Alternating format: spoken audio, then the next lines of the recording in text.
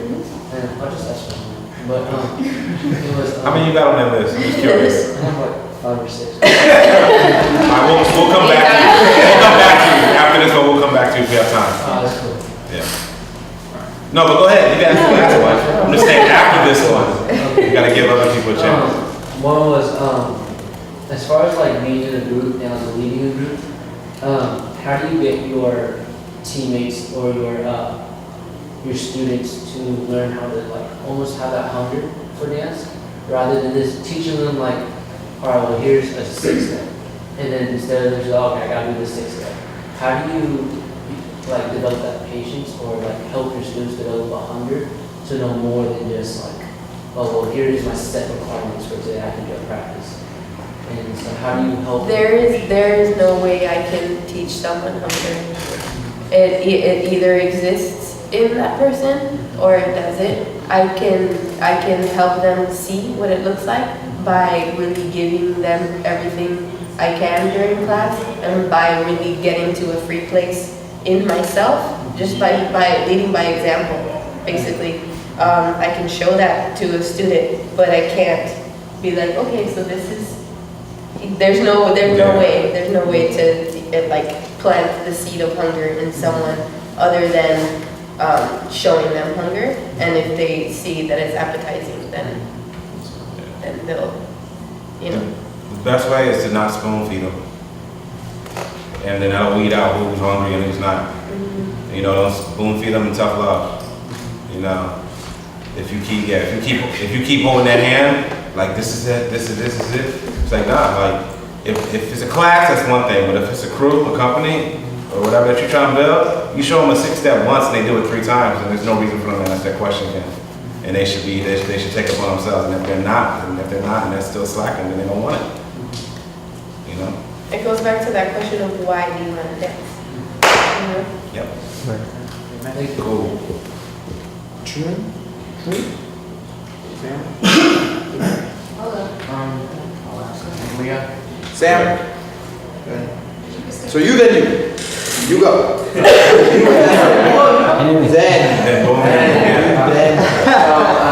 One of my questions was, Transition over. I have one question. Okay, cool. But one of my questions was like, have you guys ever been like accepted, or have you ever been like given the opportunity to do like a commercial or like get a talent agency? Yes. And if you have, like, have you ever like taken the opportunity and thought of something big? I'll go. I'll go. Yes, I feel like I keep on saying the same thing.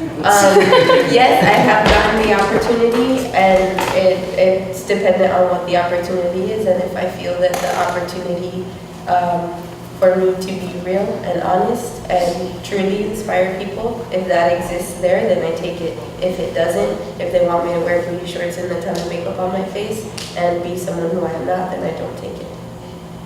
Yep. Short answer.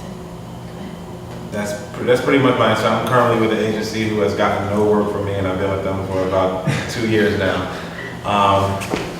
But the reason why is because, just like Toogie, like I already know what I want. And I've been more successful at getting work from me because I know what I want than they have, because all they know is that's their job. All they know is the commercial industry. You know, and I knew a long time ago that I wasn't a commercial dancer. So I'm with them because, you know, the opportunities will continue to come, and eventually maybe that one situation where I'm like, oh, okay, this is something I want to do, boom. You know, I'm also with them because I feel like, you know, it's like you said, it's an opportunity. So I'm with them because the opportunity is there. It's just, I don't think the opportunity is right now, you know? So until then, I'm gonna be with them, but I'm gonna keep doing, you know, my thing. Because I have to stay true to who I am and what I want. I can't deviate from that, otherwise. Yeah. You will be happy. It's like selling your soul, man.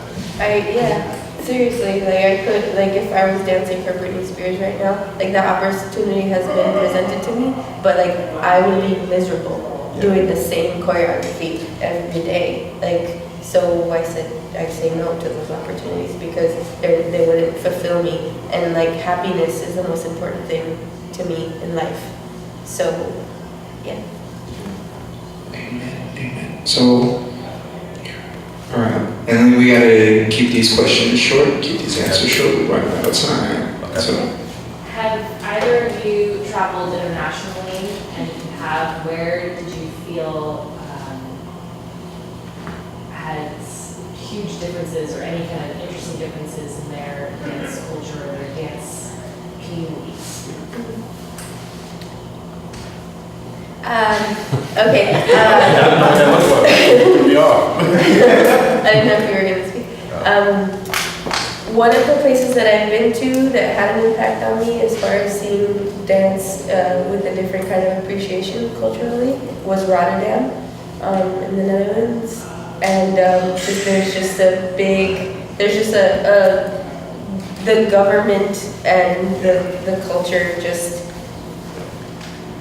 they see the value and they see the value it brings to the entire culture, even to the people that are just, the patrons and the people that support the arts and just go watch.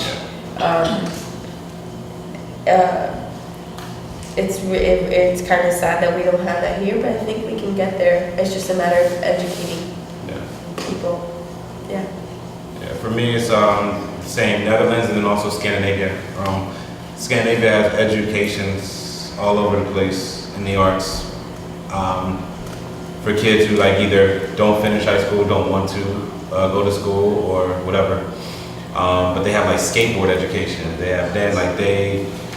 They just support. I mean, it's just an overall support of their people. Period. And nothing is not worthy of being supported. So for me, it's those two places, Netherlands and Scandinavia. All right. Who else had questions? Please.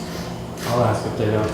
Mine's more of an industry-based question to help other dancers. I work with a lot of dancers and I come across the same thing all the time is they don't know how to get in the industry and what the first steps, and do I need an agent, do I need a manager, and knowing what that first step is. Yeah. What can you tell them? What can you tell them about that?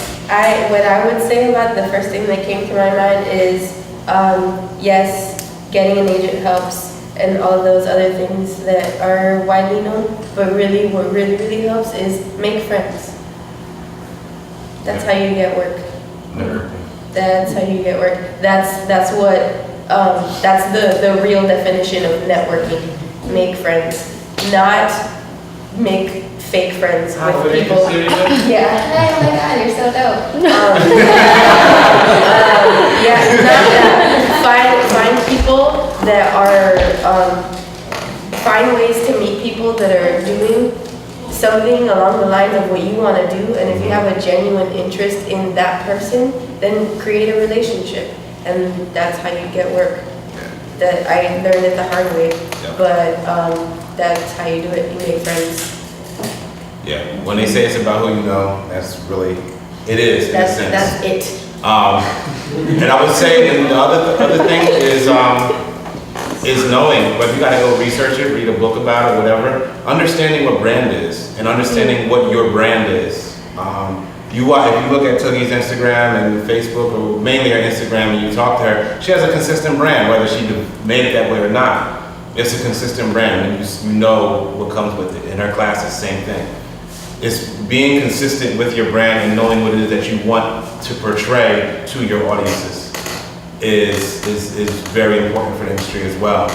So that way, going back to the relationships that you establish, because that's rule number one. Business is about relationships. You establish your relationships first, and that might take a month or two before you actually get the work from that person. Maybe longer.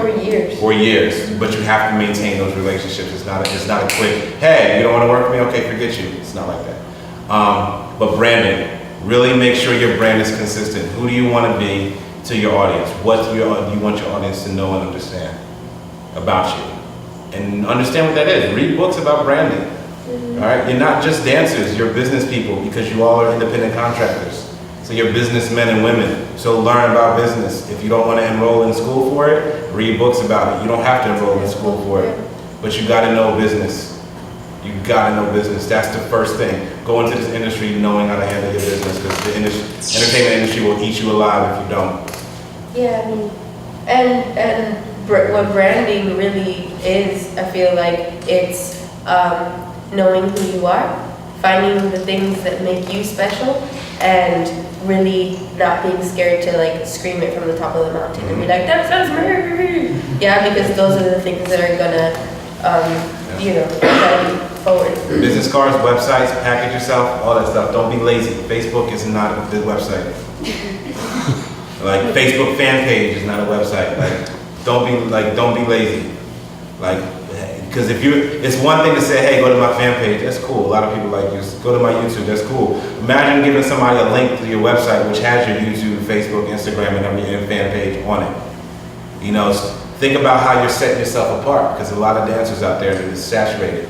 How are you setting yourself apart from the rest of them? Are you packaged nicely? And don't try to do it like anyone else is doing it, No. because that's Get not creative. for you. Get creative. Yeah. And I think that's it. We gotta be quick. I'm sorry. These are really good questions, and they gotta. Yes, I'm sorry. I'm trying to like. You had a question, right? Yeah. Go ahead. Last question. Well, I know that like you guys have obviously been doing this for one team. You met other poppers, other lockers. I want to know like what quality that you have separates you from everyone else in your. That's a good one. Yeah. What separates me, I think, is the fact that, and I only know this because of what the organizers tell me who bring me to teach and stuff, is that I tend to leave my students, and it's very important that my students leave feeling personally invested and engaged in what happened. It doesn't have anything, for me, it doesn't have anything to do with my talent. It helps. I mean, it helps tremendously, I'm sure, because people look at me and say, oh, wow, but in business and anything, in business it's the residual effect, it's the callback that you want. And so, I make sure that everybody leaves feeling inspired, not just in dance, but I want you to leave my classroom feeling like you could tackle on anything in life, you could take on anything in life. And I really focus and make sure that is the case. So I think for me, what separates me is that I get personal and personally invest in every single individual in my classrooms and try to be and establish some kind of relationship with them, even if it's just for an hour and 15 minutes. That's what separates me. I'm not a diva with this, and I don't go in there just to give you a 5, 6, 7, 8 and give me my paycheck. If you didn't give me a paycheck, it'd be just as important as if you did. Yeah. I feel like what makes me is similar to what Brice is saying, just that when I dance or when I teach, I'm being extremely vulnerable, and I'm really letting everyone that is in the room with me see me in whatever light that they're seeing me, see me in whatever light I feel like I'm in the moment. So if I'm experiencing sadness, I allow myself to show that to complete strangers, just because honesty in dance is so important to me that I want people to feel that that's what's happening. So yeah, I definitely feel like that's what makes me is that that's my priority, is to like show like it's okay to be vulnerable. This is what this is about.